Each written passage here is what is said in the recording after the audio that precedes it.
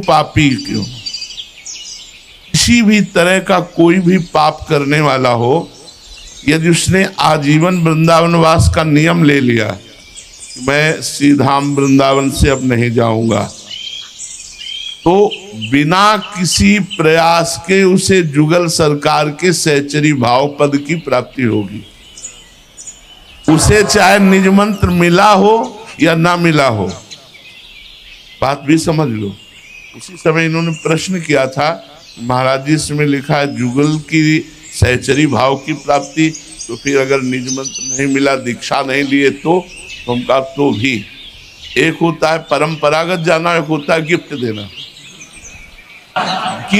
Gift में प्रियालाल हमारी स्वामिनी के रूप में मिलेंगे और हम उनकी सहचरी की सेवा। एक बार मानसरोवर में पूज्य गुरुदेव भगवान ने कहा कि वृंदावन में यदि कोई पक्षी भी उड़ के आ जाता है तो सहचरी भाव को प्राप्त हो जाता है। तो उस पक्षी को किसने निज मंत्र दिया, उस पक्षी को किसने दीक्षा दी? ये धाम का प्रभाव है। तो अपने लोग बड़े भाग्यशाली है, ऐसा कह सकते हैं कि हम सब बड़े भाग्यशाली हैं। हमें प्रियाजू ने भटकने वाले संसार से हटाकर अपने धाम में रखा। अब जैसे भी बने इसलिए कह रहे कि तुम्हारे बनाए कुछ बनेगी भी नहीं। हम जैसे भी हैं इसलिए जैसे भी कह रहे हैं कि ऐसे होना चाहिए, वो हम हो नहीं सकते। होना भी चाहे तो नहीं हो सकते। जैसे नवीन बाढ़ का पानी पहाड़ से जब नीचे की तरफ उतरता है तो मकान, घर द्वार, गाड़ी घोड़ा सब बहा ले जाता है, ऐसे ही ये माया त्रिगुण का प्रभाव चल रहा है, इस सबको बहा रहा है, कोई नहीं बच रहा। रमैया की दुल्हन लूटे रमैया की दुल्हन लूटे बाजार, ये हमारे भगवान की दुल्हन है।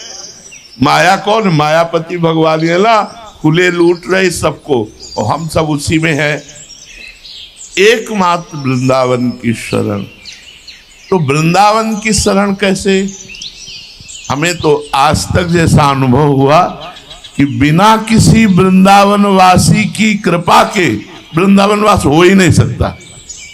जैसे हमें हुआ तो श्री राम शर्मा आचार्य की कृपा से, वो वृंदावन वासी और रास उपासी और रास का प्रकट दर्शन कराने वाले, उनका आशीर्वाद जब उनके चरणों में लौट गए, बोले बाबा मेरी एक बात मान, तू वृंदावन आ जा, तुझे बिहारी जी कभी छोड़ेंगे नहीं। बस वो गुरु मंत्र हमारे जीवन में हमको वृंदावन लाया। और आपको कौन लाया? आप देख ही लो। अगर आप आए हो तो कहाँ से कैसे आए हो? कहीं ना कहीं वृंदावन के रसिकों की वाणी गई और आपको लाई। तो बस पड़े रहो। श्री धाम वृंदावन का द्वार मत छोड़ना। महारानी जो कभी गलबहियां दे के निकलेंगी वो देखेंगे हमारे द्वार पे पड़ा।